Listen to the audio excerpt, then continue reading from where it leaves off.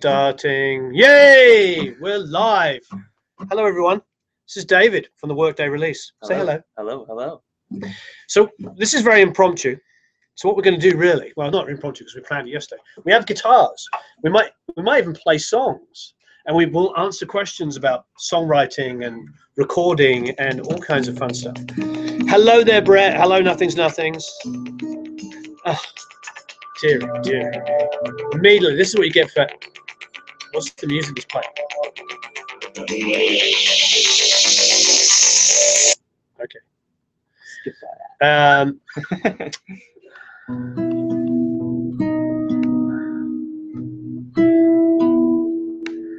Okay. So, hello. That was sudden. Can you see us? Are we sudden? Hey guys, how's it going? Hey everybody.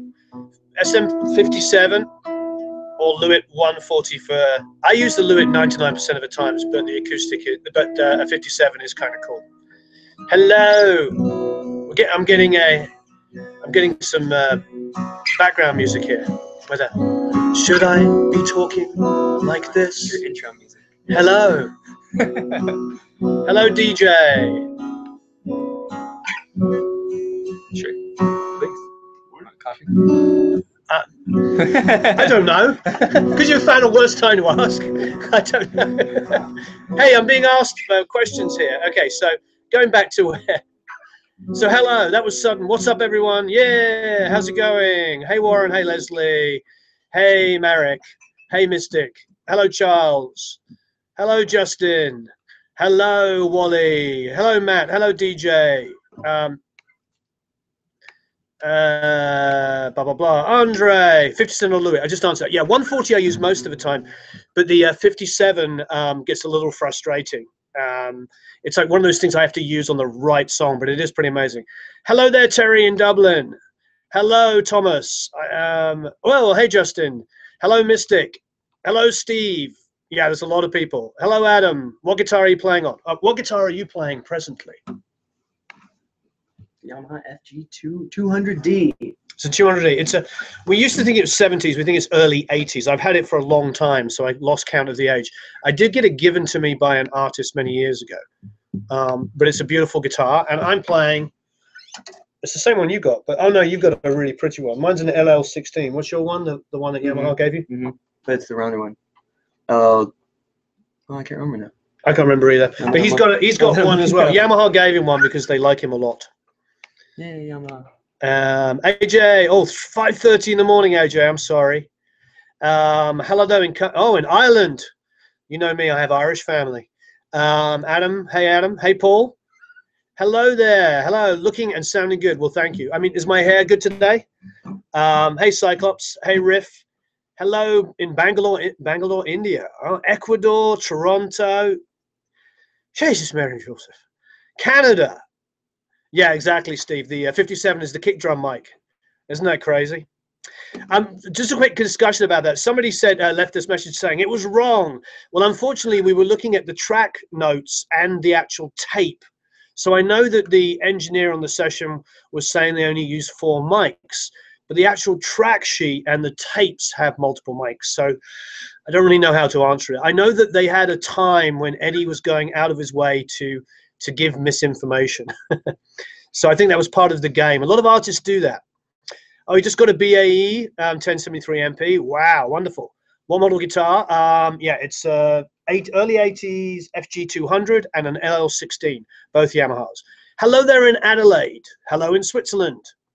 Greetings from your day job. Nice. Hello in Sweden, Indiana. I'm a Turkish producer. Hello in Turkey. Any recommendations for recording violin in a small room? I'd use just a small diaphragm. That 140, Lewitt 140 would be great. Hello in Azusa down the street. 603s on acoustics. Those are great. Bought the Stam 1073. Hello from Cologne. Hello there. Hello, guys. F3 335 from the 70s. That's beautiful. That's more expensive than what we're playing. Hello in Vancouver. What speakers do I have? I have Genelex and Unity Super Rocks. Can you ask a question? Yes, that's what we're here for. Just got my measurement microphone to my room. Best work distraction ever. Great. Hello in Ireland, Puerto Rico, Oh, Finland. hey, Nick Balmaris, I know him. Ah, marvelous. Temi Lee, hello from Russia. Love your channel, all the insight you give us. Picture's a little weird because of the light from the window. Oh, this thing. Is that better? I mean, Eric, we could try I'll and get try. Eric to take that thing down. My only concern is like all the cables back there. What do you reckon, Eric? We can read now. Jeff McDonald. Hey, Warren and David. Wow, so many. I don't know where to start. So question-wise, hello from Chile. I have a question. What do you have to say about circle panning law and the triangle one? Honestly, I don't have any opinion on that. Try reducing finger string stretching de-esser. Yes, use the de-esser. It's great. It's really, really good. It's not that bad. Okay, good. Best compressor, Millennial or Avalon. The 737 is really soft and I like it. Is your phone? We're on my laptop with the Logitech camera. So not on my phone. With the power cable plugged in. Yeah. Hey, why don't you play a song? Okay. And I'll jam with you. We'll kill a couple minutes Songs with some that we music. know. Songs we know or songs we don't know.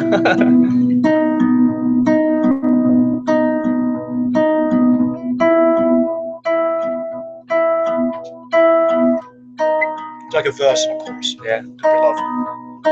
There's no escape, no hiding or break.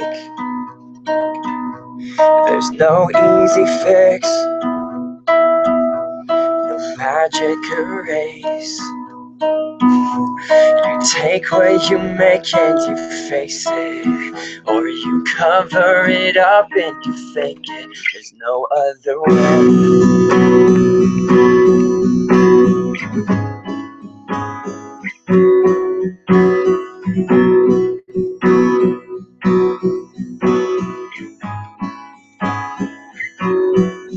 So come on, let's get up and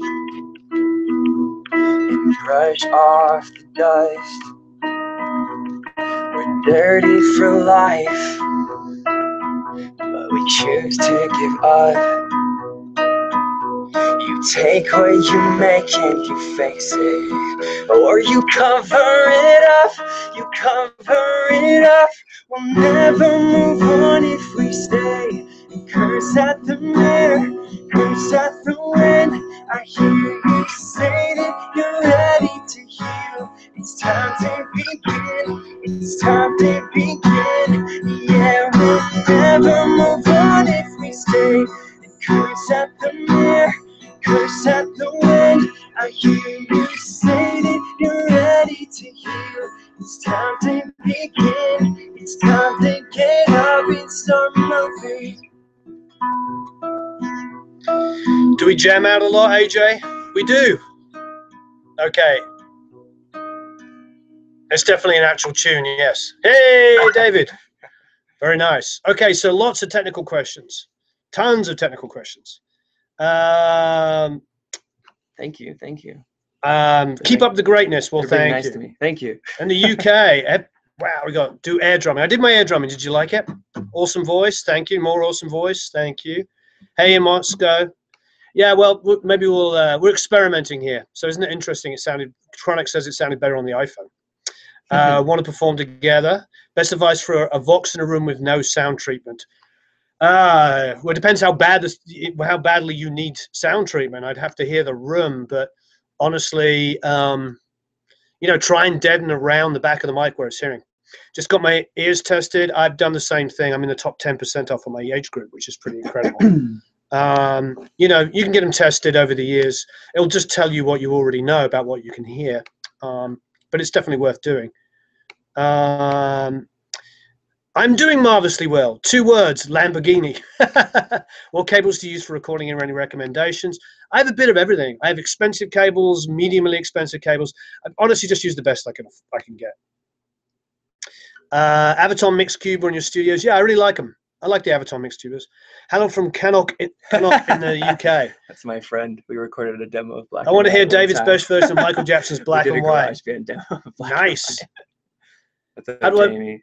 Hey Jamie. How do you avoid headphone bleeds on vocals? I use extreme isolation headphones. Great mic for pop style, under $300 to $400. I'm beginning to feel like, what's it? The Roswell Audio one. What's that one called? Mini K47 might be the one. When doubling acoustic guitar strums, extreme power and right, does it matter if there's some push and pull between the takes? I actually kind of like it if there's a bit of push and pull. It makes it feel wider and you don't get the phasing where the guitars are too tight. I love the way my vocals sound. iPhone recording with a pop filter. Oh, great question. So I did a album about 6 years ago with the winner of American Idol 7 years ago, Chris Allen. Mm-hmm. And we did all the background vocals on a song recorded off his laptop at an airport. That's awesome. Because he layered all these harmonies. When we came to re-record them, it didn't sound as good. And that was on a 7 or 8 year old laptop. So to answer your questions, if it works, if it doesn't work, it's, you know. Do I have a string brand preference? Anything that makes my fingers squeak less? Because I got some squeaky fingers. Yeah, I like Elixir for that. Elixir strings are really good. Do you use Elixir? Uh-huh. Yeah, Elixirs are kind of the best with that coating. One, I think. Yeah, they're really good. Softer. And I like the way they feel when I play, and I like the fact.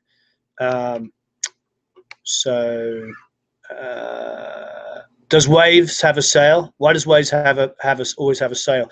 I think they just have so many. My gut is that they have so many products now that their only way to remind you that they have stuff is to cherry pick one of the 10,000 different plugins they have, which is not a problem, and then sell them so that there's always a reason for you to come there. I just think they've got so many products now. I think if you had 4 products, you wouldn't have as many sales. Where did you start your career in production to get to work with artists such as Frey and Aerosmith? I started by getting bands, great question, Joshua, by getting bands signed. And one of those bands was my own band. I produced, engineered, and recorded my own band, and I got them signed like that. What do you reckon for cancelling busing? I'm not sure what you mean. Cancelling busing. Maybe I'm not. Maybe it's a term I'm not familiar with. Question, recommendations for DIs. I don't know about, I use a lot of different DIs. About how to fix phase problems when it's not fixed at recording stage. I think it's a case-by-case basis. You have to, if there's multiple mics, then it's easy. You just align it until it's in phase, which you can move manually or use time adjuster, or there's different software that does it.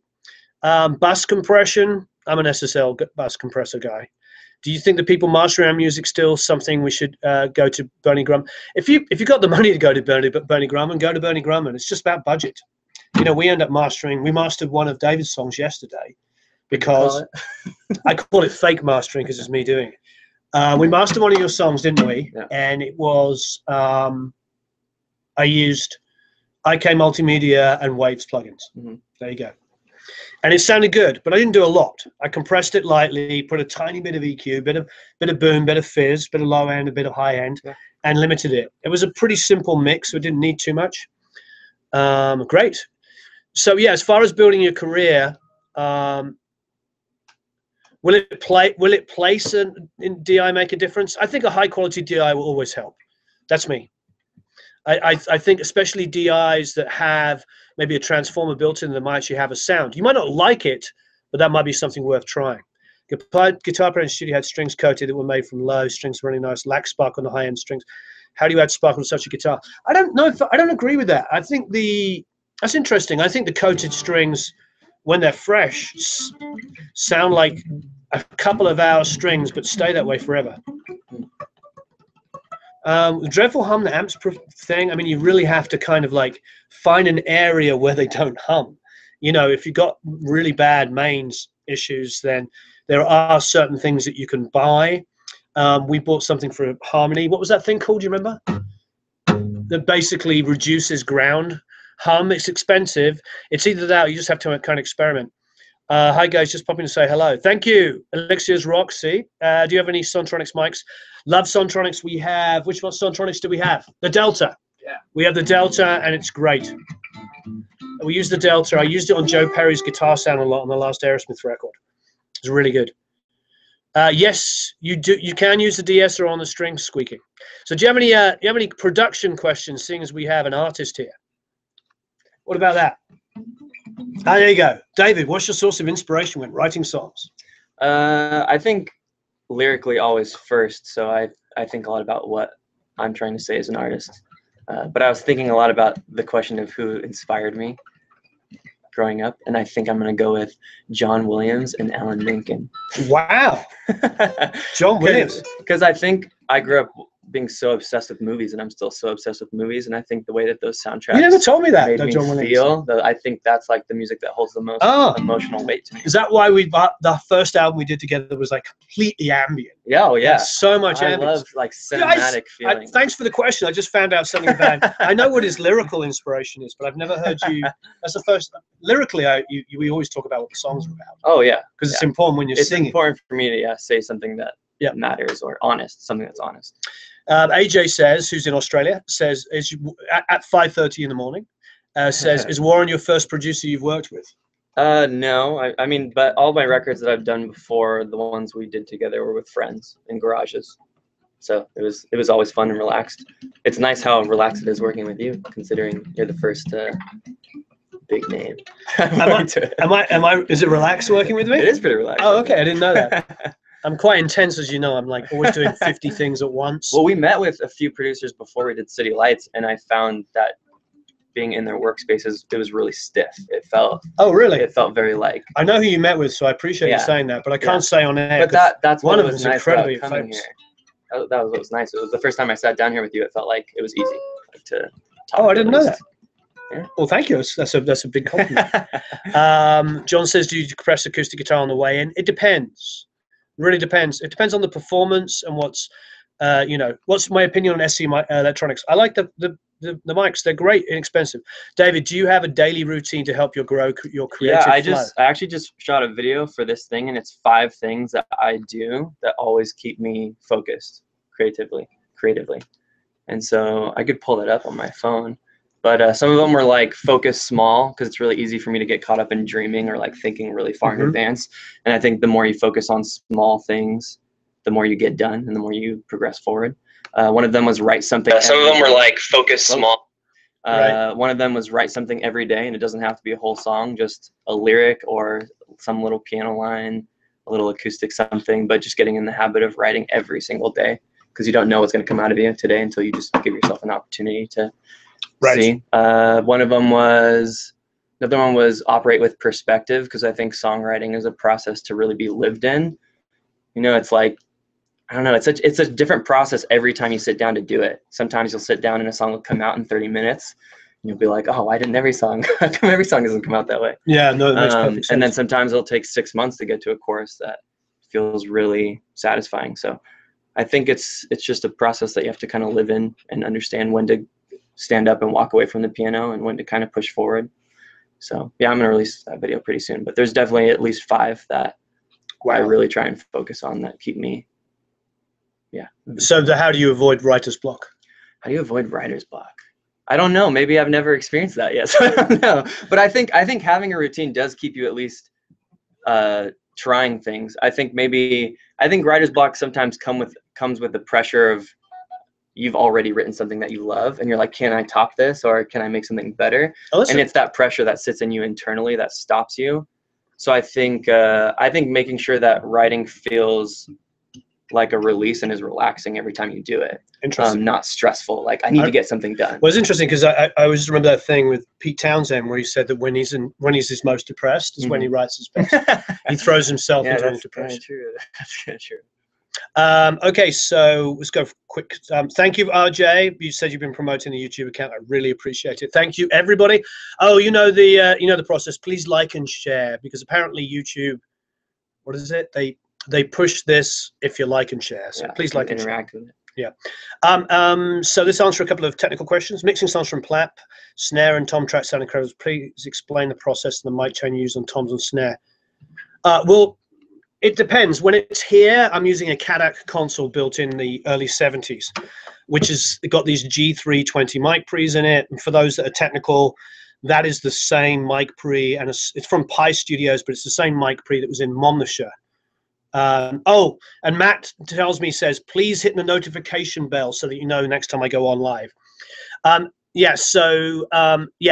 The G320 is insane. So when I'm recording drums here, that really adds a lot of difference. Bohemian Rhapsody was done on that console. Also, London Calling. It's a lot of history for the G320 mic pre's. So there's a sound, especially on the toms, that kind of got that boom, that sound you love. As far as the hi-hat, I always double mic. I use a condenser and a 57 and bust them together. Do you find a hook first and write around that, says Brett, sorry. No, I think a hook is something the song either has or doesn't, and I go back and try and shape one if I feel like the song needs it. Right. But I don't try and write with a hook in mind. I think that's what City Lights was about only trying to find hooks. And I feel like sometimes that actually damaged my writing, because that makes sense. You have to understand like who you are as a writer and how you write. And I think pursuing a hook isn't really what I want. If it's there, then that's great, but I don't want to force it. I don't want to make any song something that it doesn't need to be or isn't calling to be. Yeah, that makes sense. But sometimes I'll write something and I'll say like, oh, that I feel like that's pretty hooky. Maybe I can develop that more. Or I've got the live chat on my phone. I think it might be easier. Oh, cool. I'm trying to lean over the laptop the whole time. Okay, I've opened it up on my phone.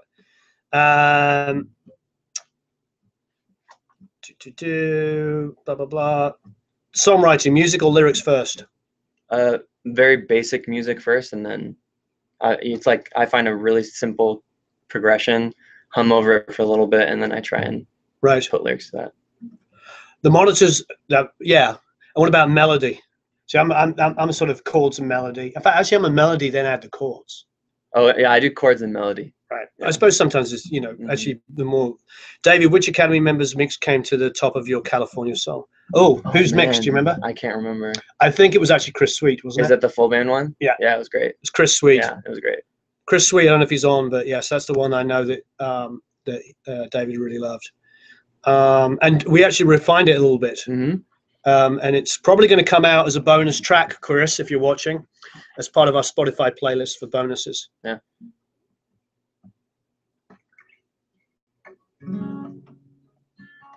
Okay, cool. Hello there in Scotland. Thank you, Nothing's Nothing. Do you guys know Tame Impala early records? Yeah, I love Tame Impala. They're fantastic. Blah, blah, blah. I'm looking at all the questions here. Is tracking with the click track necessary all the time? I mean, yes and no. I mean, it's not necessary all the time. Of course not. That's definitely not. But it depends on the track. A lot of the time, I don't like click tracks. But then other times I do. Depends on what it is. If it's like math metal, sometimes it's good for that.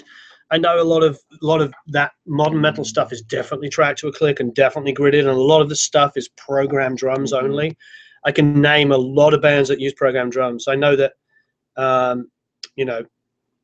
So I just recorded a live version of a song acoustically, and we didn't use a click, and it felt good. Michael says, how do you approach an artist with different stylistic choices? Ample downstrokes instead of up and stroke, downstroke strumming.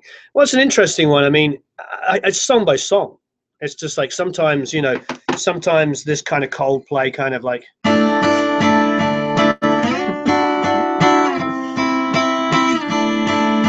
It's nice, and other times you just be.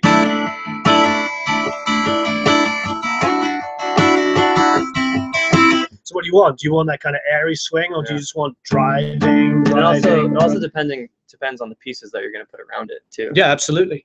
Yeah, I think that's where modern production is really falling apart, and we're trying to help. Is like making committed sounds and committed parts. More importantly, both. That's committed something we've parts. talked a lot about on this record. If you commit to the part, then it will help shape the direction. One of the biggest problems that I find as a mixer. I'm mixing an album with a high track count at the moment, but all the parts work together because the musicians that are playing are insane, and the guy producing it is insanely talented, and so that's quite easy. So you can have. When we had a section, we had 2 different solos playing at the same time, and it worked because they were working off each other. Yeah. So you can use multiple crazy guitar parts. It's just about does it work? Does it work together? That's the great thing about committing to parts and not trying to fix it in the mix afterwards. I'm glad you enjoy the live streams. Thank you ever so much. Tell your friends. So please like and share. That's the way that YouTube gives us attention. Sorry. Oh, and can I promote my YouTube? Oh, yes. Yeah, so I have a YouTube channel. It's youtube.com/theworkdayrelease. And right now, every day that we do a day of production, I'm making a video, a 10-minute vlog about the process and trying to show kind of the mundane conversations between me and Warren that end up shaping the songs into what they are when they're done. So it's been really cool, and it's been cool to see how people have responded to it. But I'd love for you to subscribe to that and watch those videos. We'll have another one coming out soon. Please do. There are some little behind the scenes of what we've been doing. They're very short, and some of them are quite inane, because you just see me sitting there with a laptop going, yeah, I'm not sure about that. We should try it in 5/4. Okay, so AJ says, with songwriters I work with, I usually put down acoustic and a voice in the song. What's your process? Yep, that's pretty much it. Yep. Build it from the ground up. If you've got an amazing vocal and acoustic guitar, it's easy. I've also done the reverse. I worked with this band called Virgil maybe 15 years ago. I don't remember the name of the album, but there's a song. The band's called Virgil, and there's a song called Gone. And it is, I'm not going to say what it's about. It's really, really depressing if I tell you what it's about. But bearing in mind Gone, you know, it basically involves some death. And I couldn't get vulnerability out of the song, because even though it started subtly, it ended quite big, and it just wasn't the vulnerability in his voice. So I basically, you know, we had a scratch vocal, we had the band was playing to the scratch vocal. So what I did is I muted every single track except for the acoustic guitar, and had him sing to the acoustic guitar. That's how he'd written it. Yeah, comped the vocal, brought the band back in, and it was amazing. Yeah. And so sometimes, see, this is why experimenting or trying ideas like this is important, because it could have been the worst idea ever. Because, you know, having like it's gonna make somebody sing with passion. It might be like, and you do want people to work off of the guitar parts, off of the drumming, and that's what makes great live recordings work so well, great live performances, that everybody's working off each other. However, there's times when you want a juxtaposition. You want the vulnerability and the intimacy in a vocal despite the insanity of the music. That's cool. And I think Thom Yorke is one of the few singers that, for me, if you go back more modern, he's not really modern, it's 20 plus years now, but if you go back and listen to the Bends in particular, even when the band is like going on like high and dry near the end, he's still got "Don't Leave Me High." He's got this air in his falsetto. He doesn't go "Don't leave me high." He doesn't like turn it to a scream, especially in a period then when everybody was screaming in a grunge kind of way. He's got something. It's not just about him being a good singer or even a great singer. It's about the fact that it's more than his technique. It's the fact that he knows how to convey emotion, regardless, you know, in the song, you know, regardless of the other stuff around it. When you use a tube microphone connected to a tube preamp, must you use a DI box, hum reducer before connecting to the audio interface to level the volume?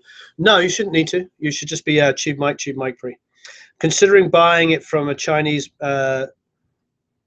biodynamic supplier tube mic, I don't know. Yeah, $200 is cheap. I suppose you could just try it and see what it's like. I don't know that one particularly.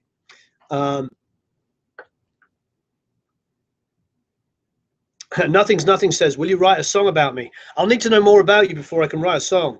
How do you tell the artist they're doing it wrong? Wow, that's a they're doing it wrong. I'll answer this one. Yeah, okay. How do I tell you? Oh God, we haven't rehearsed this. No. I think every experience we've had working together, it's about learning. It's a relationship, so it's about learning each other and what you're open to. And so I think we're at a place now where you can just tell me like, no, you know, like no, and here's why. But I think I see it. I think I see it on both sides of us. Sometimes I'll fight for something, and you'll compromise and try it my way. And learn something, but most of the time it's you being like, why don't you try this? And I'm like, okay. But I think it depends on the artist, and I think I'm pretty open-minded to what you have to say. Even when I'm confused, I want to understand.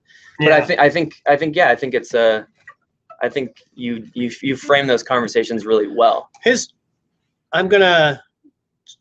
think it's a really interesting point. I wonder, and I'm posing this to you and to everybody watching, I wonder a couple of things. As artists get successful, they make more money, which means they have a greater lifestyle. And so when I think of like the great artists that we love, very few of them, with a few exceptions, very few of them continue to make great music. Because they're not open to critique. I think it's a combination of lap of luxury, not having to write about, mixed in with what you're saying. Because when you're an up-and-coming artist, I hate using up-and-coming as such cheesy phrase. When you're an artist that's, you know, growing your career, growing your abilities, Right. you're pushing and pulling against the producer or band members, not always the producer, but band members as well. You know,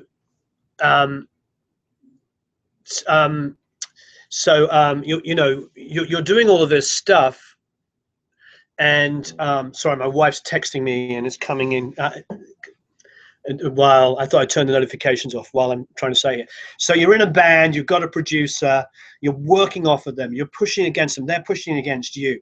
You become massively successful, an artist start to become successful, and people start giving them a kind of reverence which is due. Mm-hmm. And I think of a story. I was privileged to spend a day with Jeff Beck a few years ago.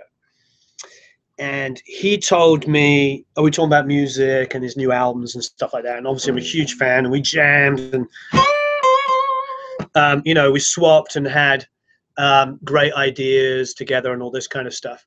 And it was really, really an amazing time. And I said to him, well, you know, what are you working on? And at that point, it was a few years ago, he had finished an album with a very, very famous guitar player producing. I can't say who it is because it's just not fair, but this very famous guitar player is about 10 years younger than him, so a fan of his. And I was like, what was it like working with blah, blah, blah? You know, isn't that amazing? Working with another great guitar player. And he goes, no, it was awful. And I was like, why was it awful? He's like, because every time I did something, he was like, oh, it's amazing, Jeff, you rule. Yeah, there's no pushback. There's no pushback. I wonder, like with Paul McCartney, and I'm posing this as a question. I'm not saying I'm right. I'm certainly not an expert. I wonder with Paul McCartney why he made so many bad albums in the 80s and 90s. Was because everybody's just like, oh my God. I think of, what's it, Chris Farley? Remember the sketch? Everyone remembers the sketch in Saturday Night Live where it's he's interviewing Paul McCartney. I think it's in the 80s or early 90s, and it's like, so you remember when you were like in the Beatles? And he's like, yeah. And he's like, oh, cool. Yeah, but it's not far off. Yeah, it's not far off, you know. Well, yeah, because you always say great art comes out of struggle. So both writing and probably the production process. It's like when there's struggle, when there's push back and forth, you're getting something that is better. Yep, I agree. Yeah. I always think of that. You remember when Dave Pensado, those of you guys that watched that when he interviewed me, he said, oh, there's this great quote that I heard you say, Warren. Well, I stole it from The Third Man, where it was an improvised quote. It's improvised by Orson Welles. And he said, in 50 years under the Borgias in Italy, they produced the Renaissance, Michelangelo. You know, there was like rape and torture and all of this stuff because these were like bad people. Right, but in that 50-year period, the Renaissance, Michelangelo, Leonardo da Vinci, Sistine Chapel, just like some of the greatest art ever. And then he goes, in 500, and sorry if you're in Switzerland, in 500 years of peaceful tranquility in Switzerland, what did they produce? The cuckoo clock. It's not a slight against Switzerland. The point is like out of great strife and passion comes great art. You know, it's like we all would love to live in Hawaii. You know what I mean? It's like when Captain Cook landed there, I remember there was some they were super skinny and healthy, and they didn't have the influence of us, you know, and that's true of so many of those kind of places. And probably they had it figured out better than we did. But this stuff, you know, inventing things and all this kind of stuff has to come against pushing against, I don't know, bad weather, and a need to break out of something. Yeah. I'm not judging any culture. That's not my point. But my point is like when you push against something, you create greatness. So I think you do need that. If you've got somebody, if you're a producer that's yesing your artist, they're either the most talented person you've ever worked with, or you're not doing your job very well. And if you're an artist that's not having a bit of friction with your producer, then you're not doing your job very well. And as far as approaching somebody you've never worked with that you don't have a relationship with or permission to kind of speak out against, I think the best way to frame those conversations is to ask a question. So just to say, would you be open to trying this, or have you thought about doing it this way? And allowing that person to step into that possibility rather than being like, that sucks, or no on this. It's a conversation, it's a question, and people should be open to that, you know, entering into, let's just try this or let's try that and see what works. So And you always talk about that. It's quicker to try something than it is to argue. Yeah, a lot of people then, talk about that. I love that idea. I always say that just because I watched so many albums that admittedly all went off to sell lots of copies and did well, but I watched so many albums. We lost a couple of songs. I've talked about this with you. You know the song I'm talking about. We lost a song with the Fray because of the friction between the band and production, and it was never quite as good as it could be. Please like and share, everybody. Now I'm going to answer some quick fire questions. So I'm going back a little bit. So I'm not going to give massively long answers, but I know you've been asking a lot of questions. So I'm going to obviously give you guys a respect and go back and answer. How about do you go recording songs with tempo changes? Well, that goes back to the click question. Either build a tempo map of all the different changes or just play it without a click. Either way, but you either build the tempo changes in there, which I've done quite a few times. I did that on Where the Wind Blows. Yeah, Where the Wind Blows, or just feel through it. That was the first time I'd ever had that experience. It's pretty awesome. Change throughout. It's cool. Is it worth recording string instruments at 192 over 48K? Well, the thing is, it always ends up being down at 48K. There's a lot of discussion about this. All I can say is that sooner, I don't know how soon, but sooner rather than later, we will be in a 96K world. I just don't know how long it's going to take. But that's where everybody's pushing to. That's where the broadcast standards are pushing to. That's where the labels are asking for deliverables. That's where mastering engineers are having to master and give that to iTunes. So eventually, just so you know, from the inside track of the industry, we will be at 96K eventually. I don't know how long it's going to take, but that will be the standard after a while. So you will eventually have to make sure all your hardware can handle that at some point. Do you ever get song ideas when you're away from your guitar or piano, like you're walking around or doing something else and an idea just comes to you? Oh yeah. In the shower, I'll have like melodies come to me, and you keep trying to sing it over and over again before you get out because you're afraid you'll forget it. Right. But in the car, sometimes I'll take out a voice memo, on my phone. Yeah. And I'll hear a melody in my head, and I'll just sing gibberish and record it, and then listen to it later. That's awesome. And I'm like, oh, I like that. Or I'll be like, that was dumb, but I think that was good. Yeah. No, I like that. Yeah. Yeah. My best ideas are never come when I'm writing. Yeah. Never. I'm going to write a song. Oh, look, I wrote a song. When I do that, it never works. But yeah, it's usually I'm inspired by something, and not necessarily music. Okay, I'm trying to get through these. Is that a biodynamic mic, replica, or the same company? Oh, that's for somebody else. I record acoustic. I've got two microphones, an SM58, and an inexpensive condenser. I don't get to fit them in the mix.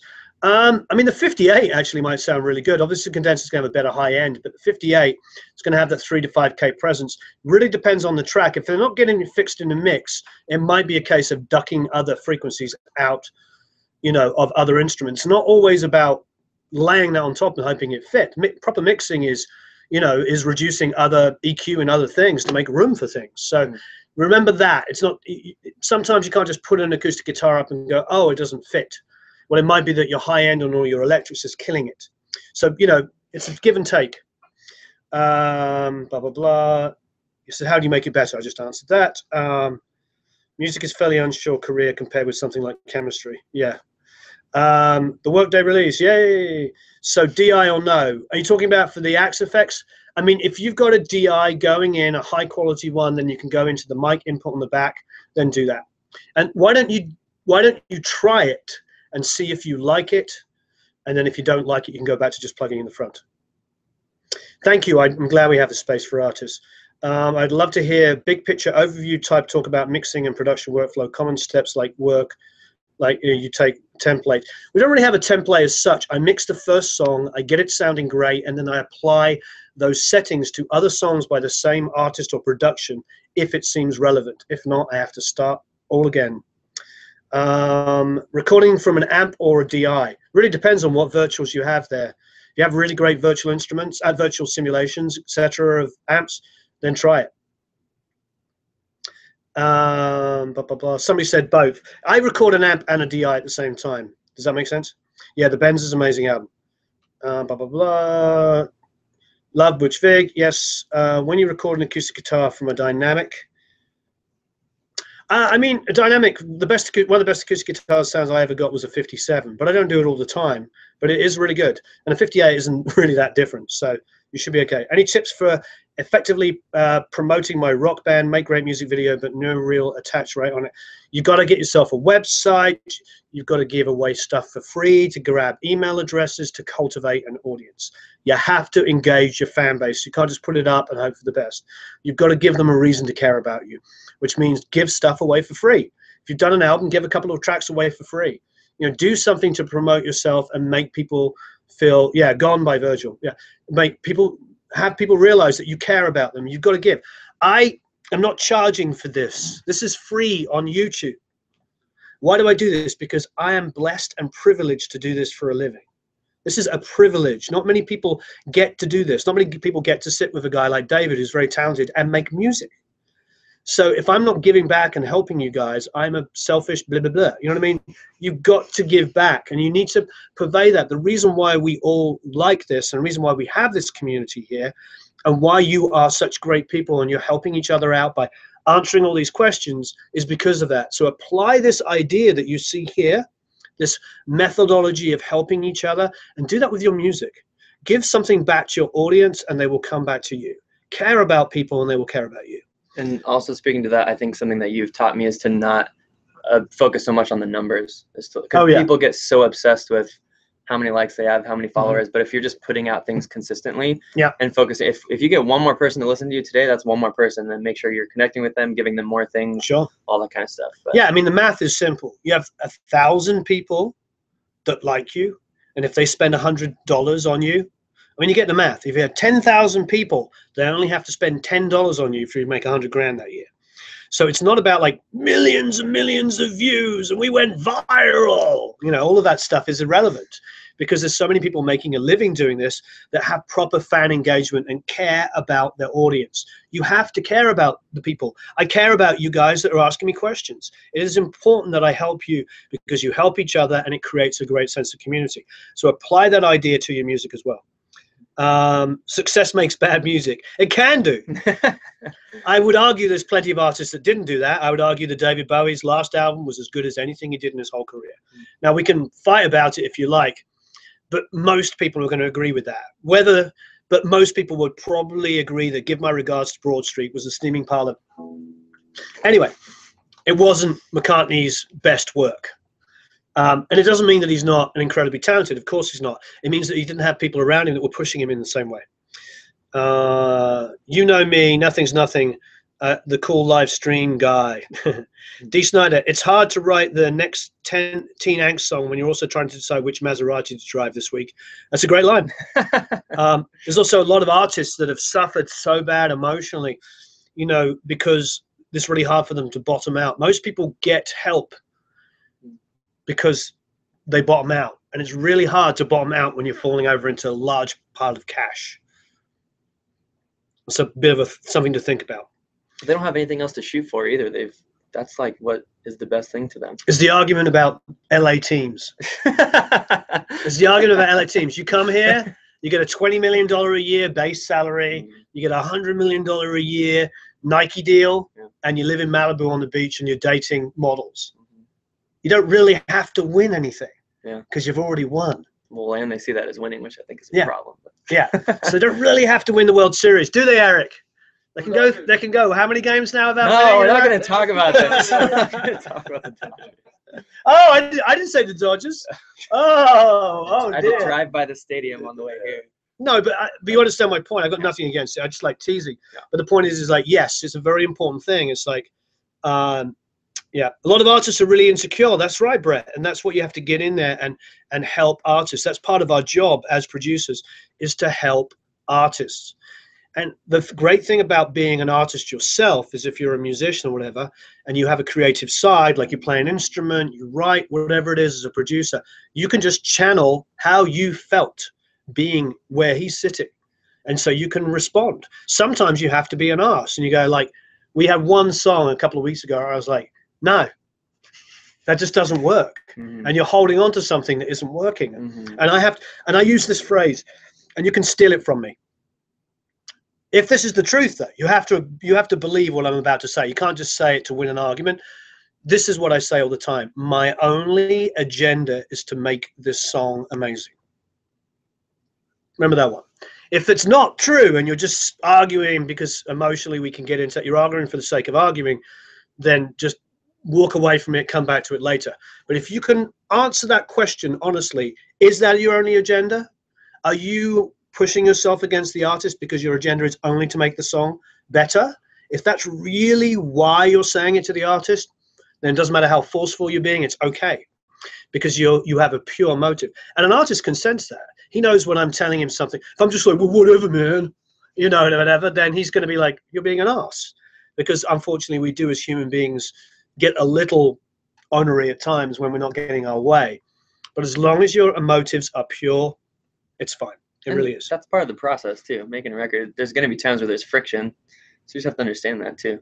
Absolutely. Hello in Wales. I love Wales. Used to spend all of my vacations in Wales. I still have family down there. My sister's godparents live down there. They're Welsh. I love Wales. Beautiful. Don't know where are you in Wales? Jam with Jeff Beck. How cool is that? It was pretty cool. Was pretty darn cool. David, have you ever used a portable sound recorder for brainstorming before you go to the studio? If so, can you recommend? Or do you just use your phone? Yeah, I think I use it all the time. most people just use their phones now. If you like a portable recorder, I'm sure there's ones on the market, but otherwise most people just use their phones. I found that the magic of the song almost went away from me when I was trying to track things really on time and whatever. It sounds better to me when I just record an idea straight to my phone and listen back later. Gavin says, how much should a new band pay for a producer? And the second part of the question is, how do I even get a producer? I think you have to research. Honestly, there's lots of guys like me that have got lots of credits that aren't working that much. That's why there's like these big mixing places where they do mixing courses, because they're not actually mixing anything. They're teaching mixing because they're not mixing anything. Not saying who, but the reality is they're not mixing big rock albums, because I don't know about you guys, last time I checked, there ain't any big rock albums in the top 10 anymore. So, you know, so the big rock mixers are all doing other stuff. So what's my point? My point is there's a lot of guys there that you can get to a lot easier than you think. So don't be afraid to ask. If you want me to produce your band, email me, warren@producelikeapro.com, and we'll figure it out. If I like the music, I will work with you. I have to like the music, though. Otherwise, there's a lot of other guys. There's a lot of guys with amazing credits that will probably want to work with you. So don't be afraid to ask. And do you need a producer? Sometimes you don't, but sometimes you need an engineer, which is probably halfway to being a producer. A lot of engineers, like I cut my teeth as an engineer, but I would sit there in sessions, like whispering to the producer, hey, the second verse, it's really on top. Can you get him to lay back? And then the producer would lean in and go, yeah, on the second verse, can you lay back? And it was like, you know, is it a resentment? Heck no, there's no resentment. It's like, I'm always an overachiever. I just am. You know, and I don't mean that like egotistical. What I mean like is like, if he's playing a guitar part, I'm not just gonna be like, oh, that's the guitar part. If I don't like it, I'm gonna be like, can you change it? Yeah. I'm not, and then I'll pick up a guitar and go try, as opposed to whatever. I mean, that's my job. And so even if I was being hired as an engineer, I have production ideas. So my point is like, you can go to a studio and hire a engineer, the house engineer, and you might find that house engineer has worked with so many great producers that they bring so much to the table that it might be all you need. So anyway, but you'd be surprised. People are a lot more approachable, and in the genre of rock, there's not a lot of people working in rock. So if you've got a rock band, you can find somebody really good at a good price. A friend of mine told me that, oh, okay, that's answering somebody else's question. A conversation is better than, some people have closed minds, so you have to crack them open. Yeah, absolutely, Martin. You do. You have to. It's fine. I mean, sometimes I think probably the first time we worked together, we probably spent the first 2 or 3 hours just talking about things. Mm-hmm. So, you know, getting a good relationship. When I go and interview people, as you know, a lot of people I interview are friends or people I've worked with. When I go and interview them, for instance, at the Tim Randolph one, I think Tim and I talked for at least an hour looking at Eric before we started filming. Because we have to have a relationship and an understanding before we turn those cameras on.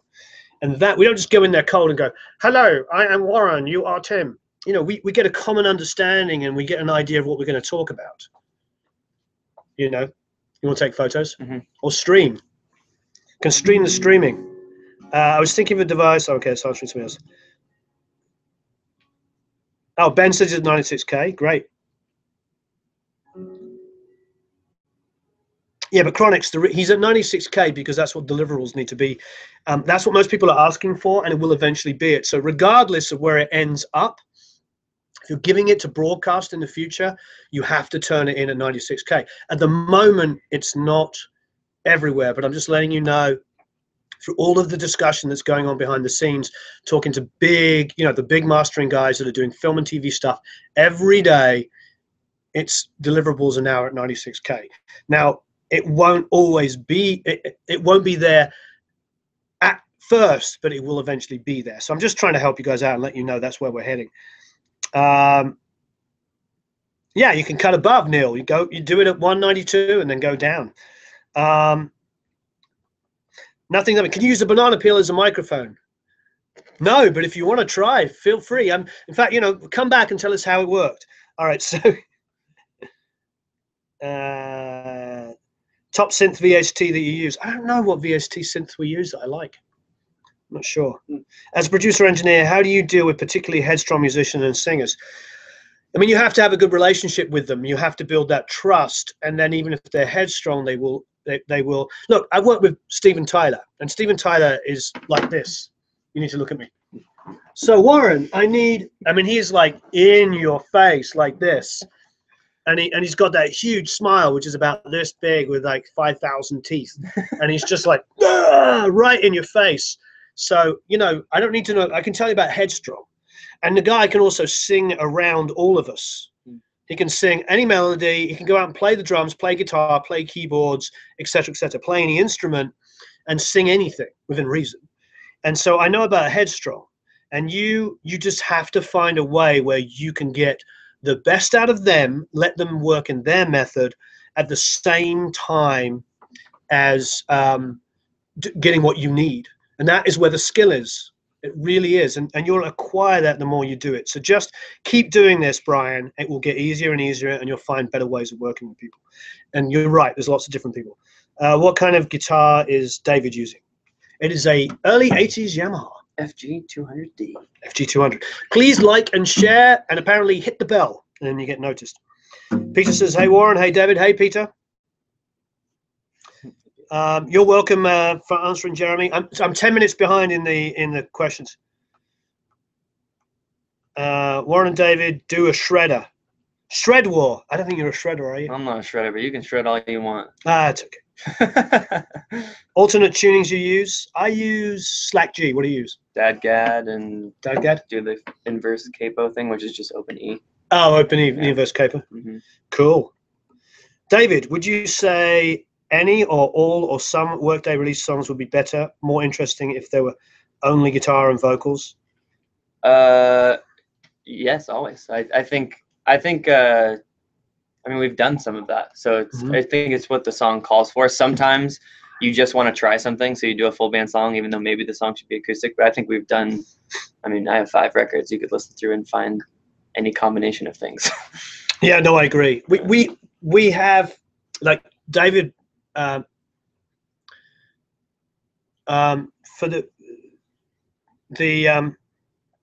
the sorry, my wife's texting me again. So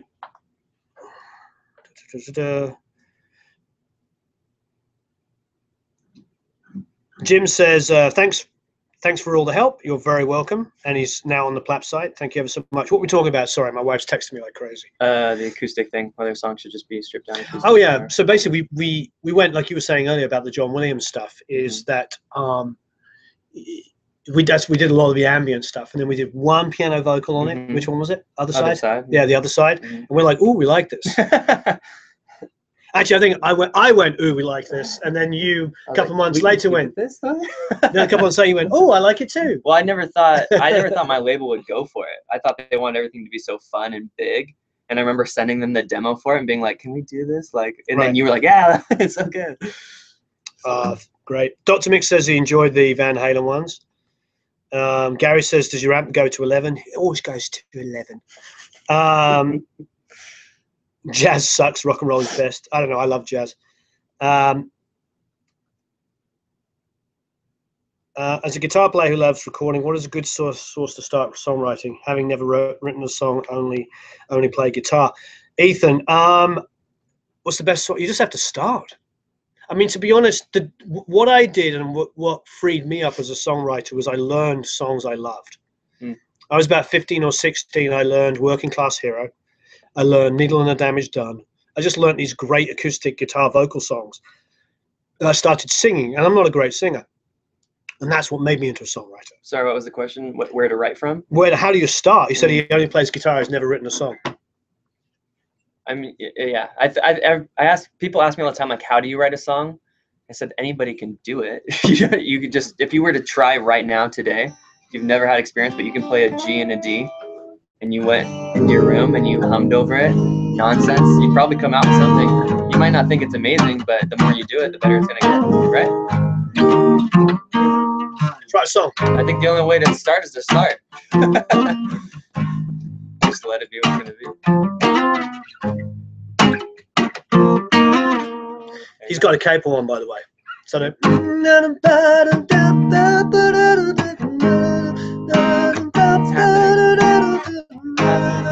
so that's writing a song. So just pick something up. But what I did is I started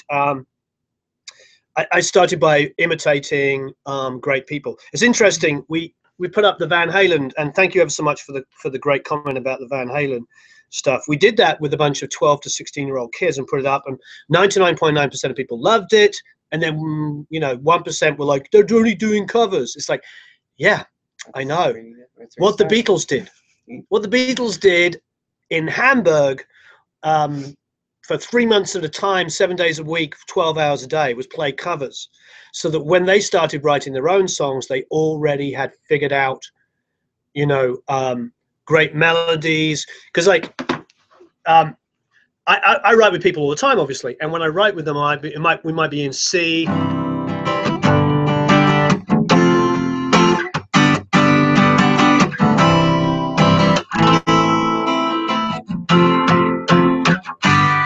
I finish on a 5 chord on a G, and then leads back to the 1, and it's just like silly stuff like that. And I'll show them like obvious transitional stuff, and they'll be like, their mind will be blown. Like, wow, so the G goes back to the 1. Oh my God, I said that works so well. Well, how did I learn that? I learned that by playing covers. I learned that by doing covers and figuring out how other people wrote songs that I liked. When I listened to John Lennon, there was five, 1,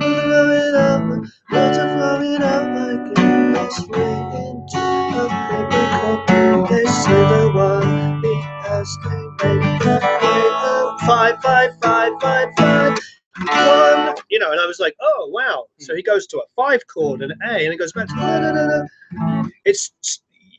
I'm going to learn that by doing a cover. I listened to a Beatles song. I figured out the chords. It was one of my favorite songs, and I'm like, oh wow. So he does this, and I didn't know what a 5 was at that time, but I started figuring out like, so 1, 2, 3, 4, 5, A. And so doing covers is a good way to learn.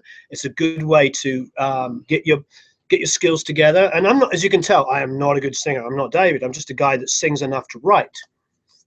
Oh, stop. But then, Dylan's never claimed to be a great singer, and nor's Willie Nelson. And both of those guys have written some of the best songs ever.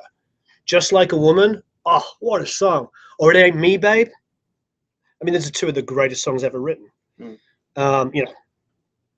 What did Suspicious Minds? That's Willie Nelson, isn't it? We can't go on together with suspicious minds.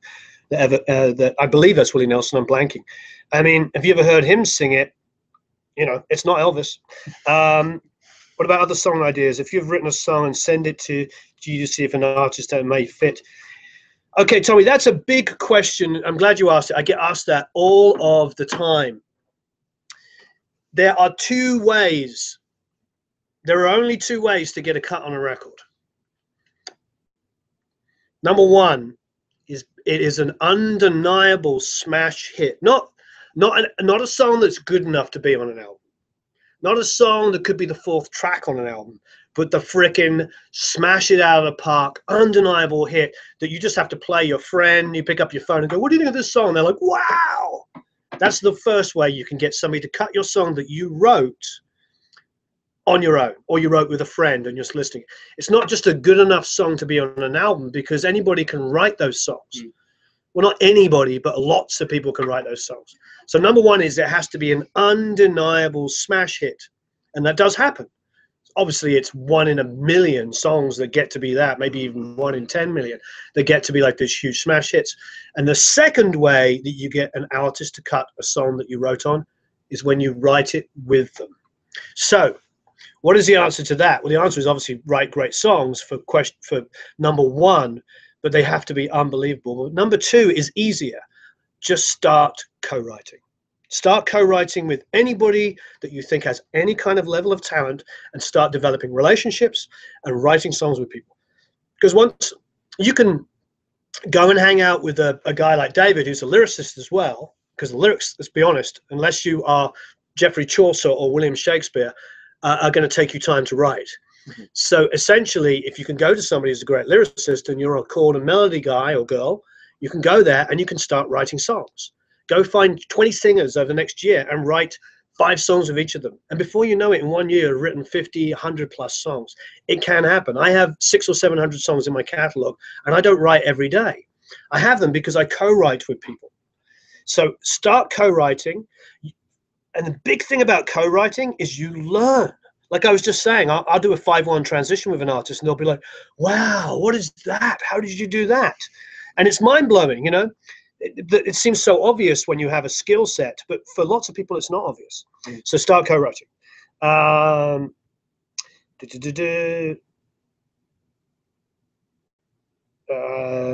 blah, blah.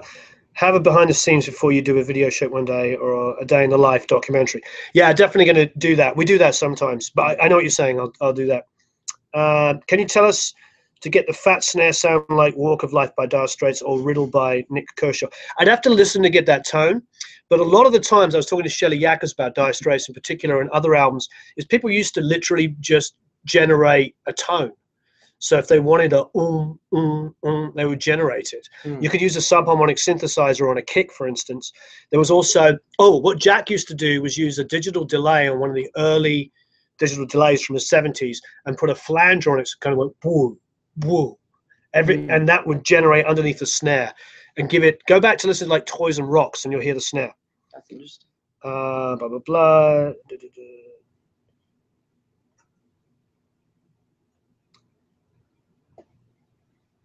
Okay. Softshore Console 1, haven't used it yet. I'm still 10 minutes behind.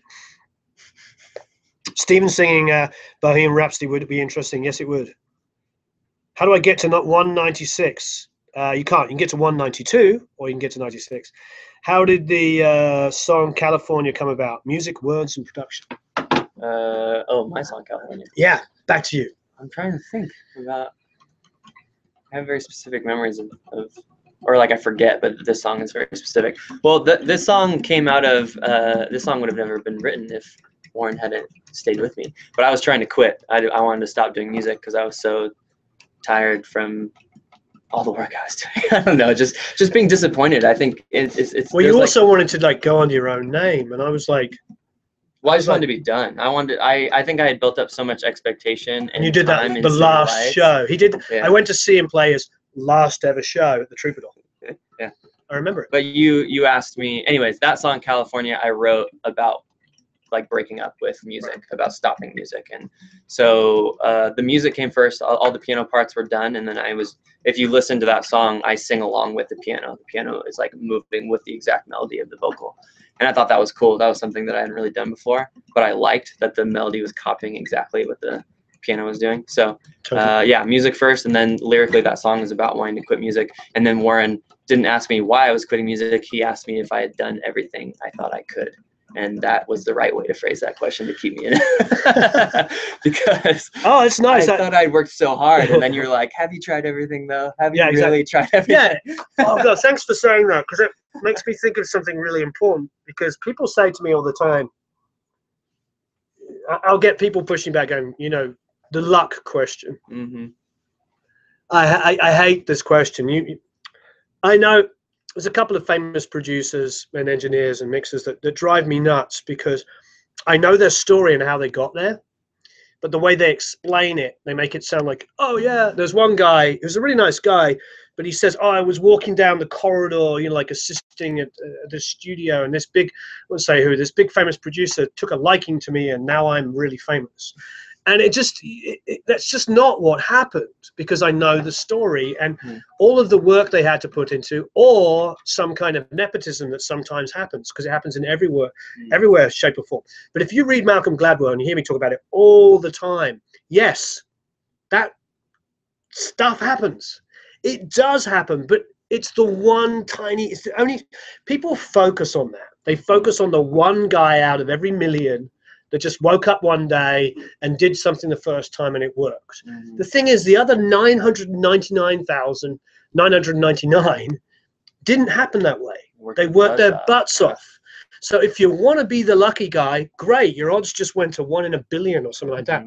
Most people I know worked insanely hard. And I talk about this all the time. So if you've watched me do this, I'm going to say it one more time. Tommy Vicari, I asked him about how he got into the music business, and he said that he wanted to work for Capitol, the studios, because the Beatles were recording there and all these different bands, and he wanted to work with them so bad. He applied, and he said that they were getting 1,000 applications a week to be an assistant engineer or a runner. So there was no way he was going to get a job. So he applied to work in the mail room upstairs in the record company. Mm-hmm. And every day he would take the mail down, and he'd go downstairs to the studio and hand them their mail. And after a few months of doing this, he started getting friendly with the engineers and the assistants. And he said, would you mind if I came in and assisted one night? So then what he started doing for a couple of years, he worked from 9 to 5 during the day, and then like 6 till like 2 or 3 o'clock in the morning, working for free in the studios, to eventually a couple of years of doing that, somebody couldn't do a session. They're like, oh, you could do it. Mm-hmm. And that's how he did it. So if you want to work 18 hours a day for a couple of years to build relationships, but then he got to assist, and then he still had to learn to be an engineer, then still had to do this and still had to do that. I mean, he was years into it.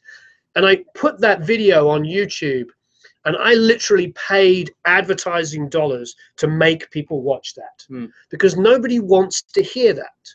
Everybody wants to hear, yeah, man, I was just like hanging out, and you know, blah blah blah, came out to me and said, oh my God, David, I love the way you look. I've got this #1 hit song that I just wrote, and I'm going to give it to you, and you're going to become hugely famous. Oh my God. And everybody wants to think that that's the way it works. I've yet to meet anybody that happened. Look at Aerosmith's story. Look at Aerosmith's story. Look at them go in and out, bankruptcy. Look at Queen's story. They were signed to this awful production company, and it almost bankrupted, and they didn't make any money. So by the time they came to do Night of the Opera, they were in really bad shape. That's why Death on Two Legs came out, about their old manager who'd ripped them all off. Elton John, Billy Joel, all these people that went in. Oh my, Damn the Torpedoes almost didn't get made, because even though everybody knew that Tom Petty was really talented, he hadn't recouped, and this was his last chance. And Jimmy Iovine and Shelley Yakis got the gig because no big guy would take it, and it was a breaking point. It made Jimmy Iovine's career. As a producer, it was like, wow, because Damn the Torpedo has all these huge hits on it. The point is, even not talking about little individual stories, which is all irrelevant, all these little individual stories, most people had to go there and back to get successful. It doesn't just happen like that. So, and speaking to the artist experience, we have to like change the way we view that road, because I'm 9 years in, and I'm always fighting against that thing of like, it's over, man. Like, just give up, just stop, you know? And I think, I mean, I don't know if I've ever talked about this, but I have 4 other jobs. So I do music, but I work 4 other jobs to be able to support doing. Well, you do a charity job as well. Yeah. And I think that's part of it, is you have to realize, like, you have to put in hard work. And I come from a time where you thought you were going to play a show at Chain Reaction and there was going to be a label there to see you and they would sign you to $1 million deal, right? Like that thinking still exists in my head somewhere, even though I know labels, like it doesn't work that way anymore, even though I know that. But you grow up as a teen and you think about these things and you're like, this is how it's going to work. And so part of that is, as artists, we have to change the way we view the music industry because the industry has changed itself. And so, yeah, you have to work hard. AJ says, can you play drums for free on your record? For free? You like that? Nothing's free. Oh, yeah. Pat says, can I play on your next record? Sure, send me some files. I'll play guitar on it. Okay, thanks, Bandit Entertainment. Glad you enjoyed the Q&A. Thanks, I really appreciate Troll ST Gem, sorry, I don't know, or Jamie. I'm glad you enjoyed the Van Halen videos. Son was in a program like that when he was younger. I'm not sure what that was. Sorry if I'm. Thank you for answering. Love the channel. Focus less on tones and making all the lovely noises with all the pedals, more on writing. I don't know. Do whatever moves you, because to remember Tom Petty said if he'd been a good guitar player, would have been a terrible writer. So it's not always about that. There's lots of different things. Yeah, I love that. Somebody just said Van Halen started out playing covers. Exactly. These kids recorded originals instead of covers. Most people would probably not even hear or see the videos. Yeah, when they're 12 to 16 years old. The girl who played Eruption was actually 12 when we filmed it. She had a birthday between it. So I contemplated putting 12 on a video because she was 12. But then I realized if I'd done that, I would have been destroyed by trolls saying she was 13. So. Why is covers even the conversation? Do you see how they're playing? How young they are? Yeah, and the fact that they're playing great music. Yeah. Crazy was written by Willie Wilson, says somebody. Both of you being guitarists, how do you deal with RSI tendonitis? I'm dealing with that now, and it's disheartening. Great question. I get pains in my hands. So what I do is I do this warm up. I do finger stretches. So put your hand between and stretch. You know, remember these are muscles as well, so you have to stretch them. Barney Kessel does the hot cold water. Like he'll have hot water, then cold, the Roman bath to get the circulation going. That's another thing you can do. What's an affordable outboard compressor for vocals? I don't know what affordable. I might experiment with the Warm 1176. Just because it's inexpensive, and 1176 components aren't that expensive. Lots of people talking about shredding and hands and stuff. I understand. I think great songs often have great sounding music with only guitar and piano. I agree. Yeah, should complement each other when they work together. I agree. Full-time musician that teaches, produces, writes, gigs regularly to make a living. I'm fortunate to be doing what I love. But how do you balance your life to take on? It's really difficult, Peter. It's a lot of work. You just got to hope that you have people around you that can help you that also can hustle as well. That's pretty much the only solution. And you have to have a very understanding wife if you're a guy, or well, you know what I mean? You just have to have an understanding partner. I mean, my personal life is just me and the kids. My wife, my kids, that's it. So that is my personal life. I rarely go out, and the people that I am friends with are the people I work with. I'm his best friend. There you go. How much do I owe you?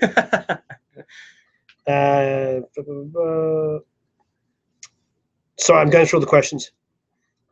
Never give up, people say, even if you have tendonitis. I agree. Somebody says they use an iPad connected. Yes, you can do that. Hello in Essex. Songwriting, do you start with an idea of what the lyric will be? Me? Yeah. I mean, yeah, I approach it from all kinds of different angles. I think sometimes I'll just write words and I'll kind of get a sense for what's going on in my head. And then I write from there based off of what I see come out. Or sometimes I have a very, very specific concept. And I think it's harder to write very specifically, like from the beginning. It's easier for me to kind of just like word vomit and then be like, oh, this is what is on my mind. And then write from there. Yeah, that's great. Hello in Sweden, Patrick. Hello, James. What other career would you take half the pay you're making 25 years ago and still be thankful for it? True. We do it because we love it, Brett. Thanks for taking the time, Crodex. Have you ever tried Mindprint Envoys preamps? I haven't. I can't speak authoritatively about it. Would you consider going console-less like Sheps? I mean, I mix in the box all the time. Oh, for those of you that are interested, if you join the Academy at the moment, you can get my free mixing in the box course which is normally $57. You get it for free if you join the Academy. I always forget to talk about promo stuff because we're doing all the free stuff. But yes, if you join the Academy, it's $17 a month. You get a download every single month of a song. Some of those are David's, and you get at the moment you get a free. Can you put the link up on the chat, please, Eric? Eric will put the link on the chat to that page. You might have to get it from Matt. Which page is it?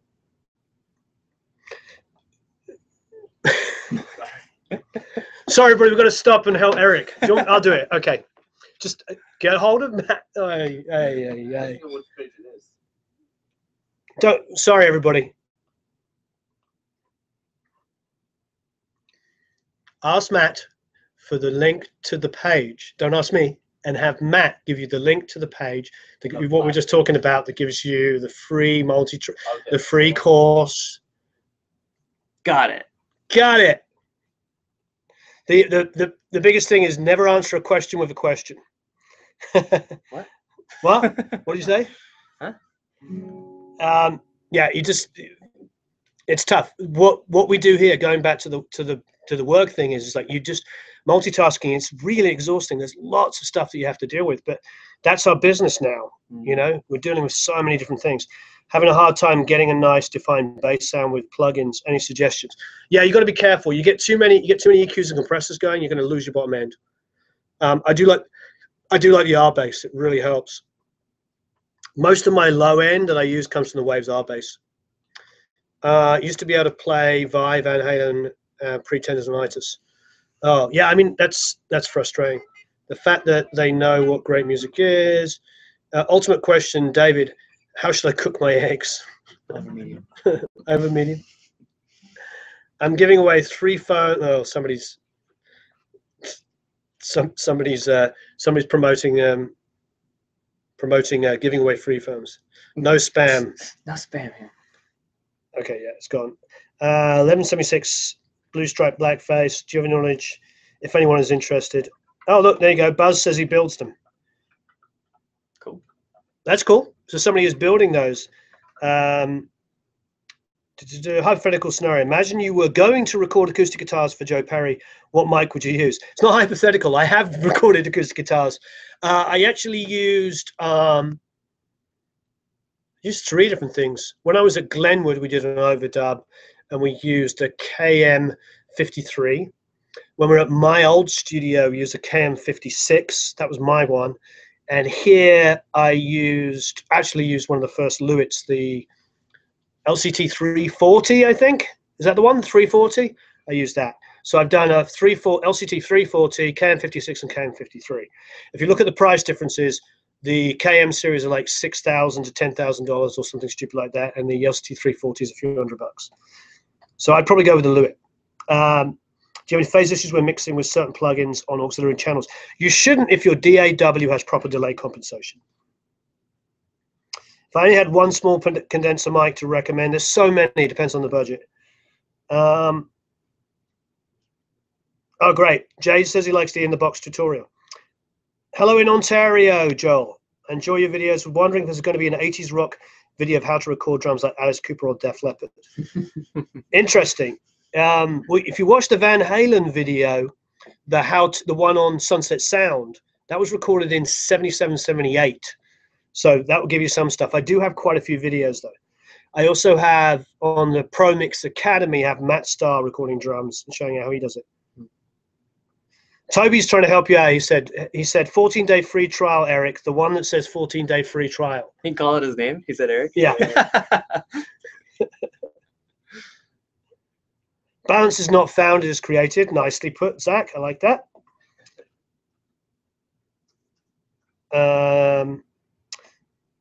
Yeah, somebody else likes Waves R bass. I think it's fantastic. How to get Tommy a manual type of guitar recording sound? I don't know. I'm not sure how he's recording. He's probably using a large diaphragm pulled back a bit. When you have a guitar player that's very... You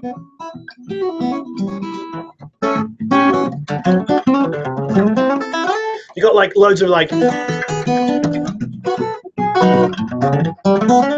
know, you got tons of like stuff and then strumming going along with intricate picking. I probably would just... He probably has a large diaphragm pulled back a bit, just to get the overall sound of the guitar. I doubt if it's close mic to such. It might be, but I doubt it. I think he wants to get the full sound because he's also hitting the body. He might use a stereo pair as well. People do that as well. But to get that kind of a guy who performs like that, you'll probably want to have something back. Have you recorded bass drum and snare, hi-hat separately? Oh, yeah, all the time. I think we've done it with you, haven't we? I know I did it with Phil Allen. Phil Allen plays drums much better than me. And we would often do kick, hi-hat, and snare separately and put it together afterwards. It sounds amazing if you have the patience. Blah, blah, blah. Is David going to do a song with MC Moxie? With Moxie? Who said that? Toby. Yeah. I know those people. Okay. Yeah. Warren and Davey, thank you so much for answering my questions. You're welcome, Michael. Thank you for answering. Thank you. It's great. I love how everybody's interacting with each other and helping each other out. I like the DPA 4011 on acoustics. Yeah, that's great. Paid $139 for an SE. I released a track in Spain, EP in the US, and everything was recorded using that mic. Yeah, SE do great mics. It's very affordable. There's a lot of great mics now under $300. Taking a break from Hurricane to clean up Miami. That was a pleasure. Thank you. Thanks, Michael. Do you have a total mixed sound in your head when you're about to choose a mic for a guitar or instrument, or do you choose a mic basically based on the sound of the instrument? It's a combination. I know the sound I'm going for, so I'll choose the mic that works with the guitar. You know what I mean? Yes, I mean, it's a combination of all of those things. If I use a KM56, it's going to get a lot more lows out of it. It's a really warm tube-sounding mic. Definitely, what I mean by warm is it transformers and tubes, you know, with the transformers, you tend to have a little bit more low end, a bit more roundness down the low mids. Then if I use a cheaper small diaphragm condenser, it gets to be a lot brighter, which I love. And that could be good for like, you know, doing, you know, kind of like a strummy kind of thing. But if I'm trying to get like articulation, if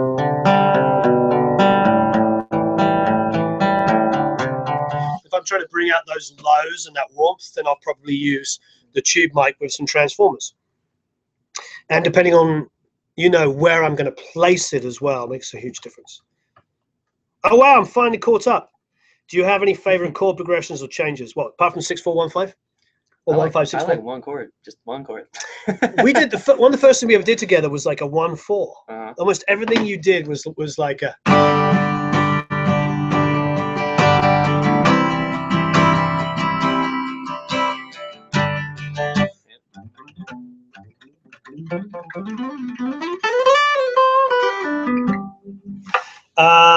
Love the VK videos, VH Van Halen. Any ways to throw the drummer kid some session work? Oh, I'm sure that will come. I'm sure he'll get some work. You should just leave a comment. I'm sure he'll play on your stuff. What is your thought on Reaper and bias effects? Bias is great. I haven't used Reaper, so I can't tell you much about it. Lowest tuning you've ever recorded on guitar or song as a whole? I think I had a low A in something once. Wow. On a guitar. And then as far as like synths and stuff, I mean, you can have sub basses that go lower than you can ever imagine. Okay, great. I think we're actually to the end of the questions. Mark James helped write Suspicious Minds and also wrote Willie Nelson's Grammy-winning song, Always on My Mind. That's it. Thank you, Always. You were always on my mind. Yeah, it's a great song. Thank you for clearing that up. I couldn't remember.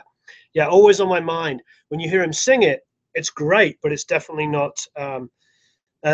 Nothing says the Banana Problem works great as a mic, except it didn't record anything. Oh, I see. So it looked right the part. But you do have a snack. Yeah, you can smoke those banana peels. Oh yeah, remember that when you were a kid? No. They used to say you could get high off of smoking banana peels. I'm sure Alex over there tried that. You ever smoked a banana peel? You ever smoked a banana peel? Yeah. Not yet. That's on the schedule. Eric's Yeah. actually smoking a banana peel as we speak, God, no. which is probably why, you know, when I'm saying, asking him to look for something that we're talking about, he's like, oh, what? Who? Where am I? What's going on today? What? Huh? Well, I just need another banana peel. Oh, yeah, man. Yeah. Is that how the kids do it? Yeah, that's how the kids do it. I bought a match pair of pencil condensers, ART, $157. They sounded great on acoustic. Wasn't quite sure where to place the second mic. The first place the 12th fret. I think a lot of people will do back here and up here when doing in stereo, or you could go around the 12th but come out and XY them. So there's a few things you can do, but the problem is if you do it too much around here, you're going to get a lot of booms. So either go to the back or the top, but that's what I hear most of. But honestly, experiment, because some of the best recorded stuff is just where it sounded good. I mean, that all of it's where it sounded good, not what you're supposed to do. Do you always pan acoustics far left and far right, or just have the singer and acoustic guitar in the recording?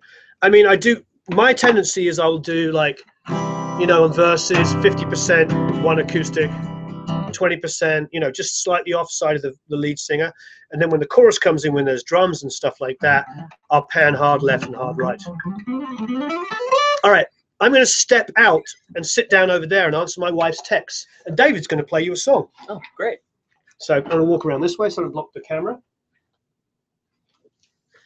Somebody had asked me about like the acoustic and vocal only, and I have a whole collection of songs called Songs from a Sketchbook where I only do acoustic vocal only, and we don't try and edit it too much and all that kind of stuff. So there's definitely things, sometimes I think, yeah, songs should just be that. And it's kind of sad too that I don't know, people always feel the need to add things. That project I was trying to resist adding too much to it. So the song's called Thunder. It's from that collection of songs called Songs from a Sketchbook. Warren and I are doing a record right now. The record's called Bad Bad Butterfly. And I'm making YouTube videos, so if you want to go check that out, if you want to see what it's like to work with Warren one-on-one, how fun it is, youtube.com/the Workday release. I'm uploading a video for every day of production that we're working on that record. I'd appreciate you watching. Thanks.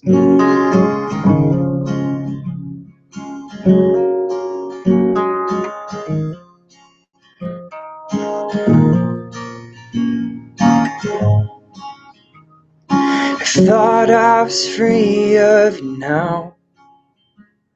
Been a year since the last carried out. But here comes the thunder, 50 weeks after the lightning that struck our love down. And I know that I am to blame. I've always been somewhat obsessed with the rain, and quick to say goodbye in search of a new sky that will still leave me feeling the same. Like no matter what, she will not be enough. So what is it in my soul that runs from the sun back to the cold? And what is it in my soul that calls for the rain and delights in the thunder?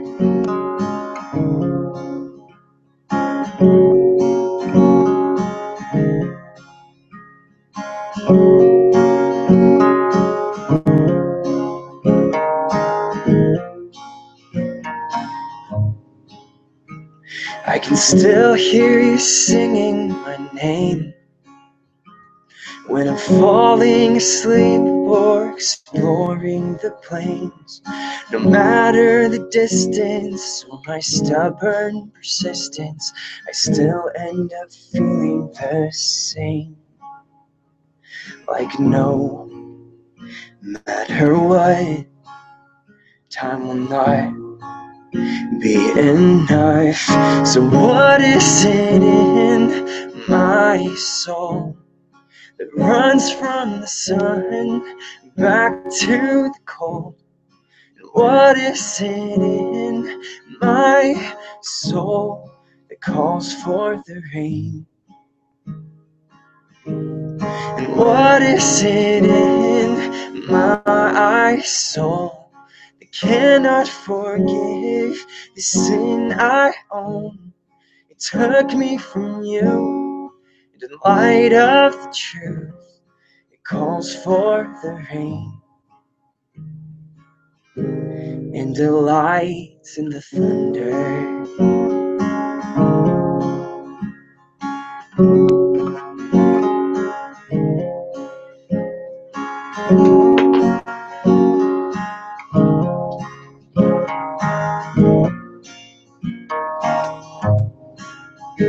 I know it's what I deserve, to remember the violence I brought to the earth, to suffer in silence without your insistence that I'm not who I was in those days. 'Cause no matter what, they lie still in the dust. So what is it in my soul that runs from the sun back to the cold? And what is it in my soul that calls for the rain? And what is it in my soul that cannot forgive the sin I own? It took me from you, and in light of the truth, it calls for the rain. And delights in the thunder.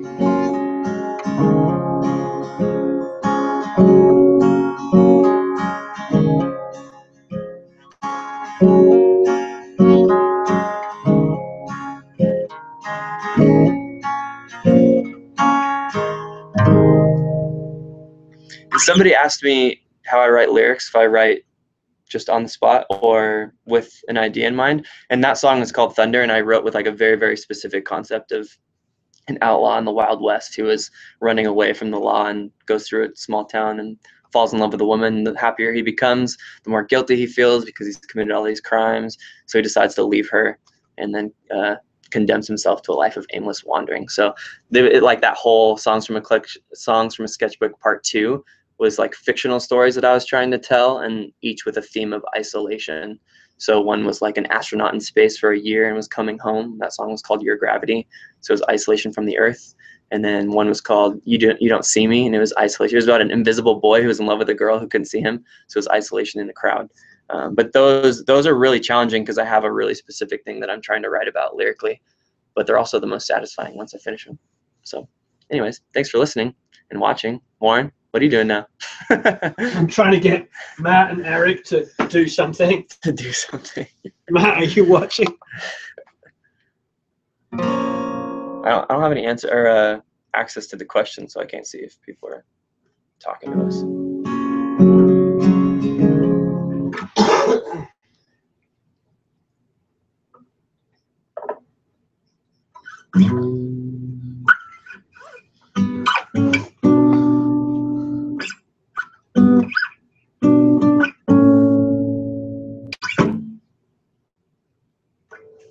Sorry.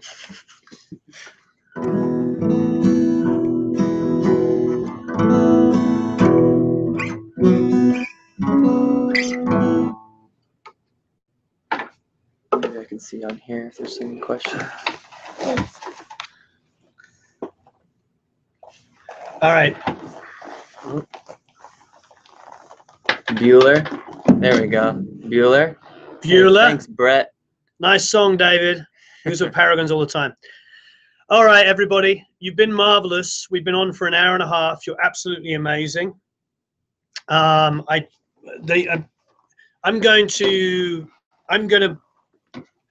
going to post it afterwards, just because I can't get anybody here to post it in real time. I'm going to try, or I can try and find it on my cell phone while we're doing this. Maybe that's what I have to do.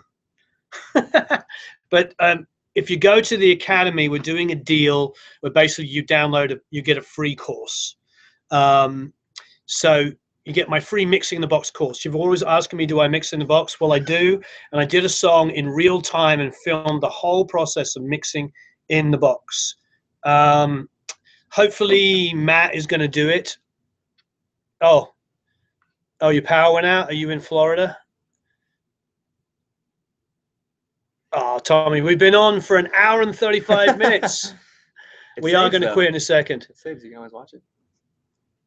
You're welcome, Joseph. All right. The master fell more times than the beginner has ever tried. Love that. Very good. Fixing to perform a song live with cello and guitar in Nashville. Tuning to emulate an auto. Great. Haven't seen it, but it works very well. Vocalist sounds good with the two. Fantastic. What is the monitor with the letters in green in the upper left corner? Oh, he's talking about that. That's the SSL monitor. Yeah. All right. Have a marvelous time recording and mixing. Sorry we couldn't get that link up for you within an hour. Glad you like the streams. And have a marvelous time recording and mixing. I'll put it up underneath. Okay. Have a marvelous time recording and mixing. You guys rule, and girls. Thank you ever so much. Thanks, Neil. I'm sure we'll do another one very soon. And we will do an interactive studio tour. Cool. See you guys later. Bye. Thanks a lot. Bye.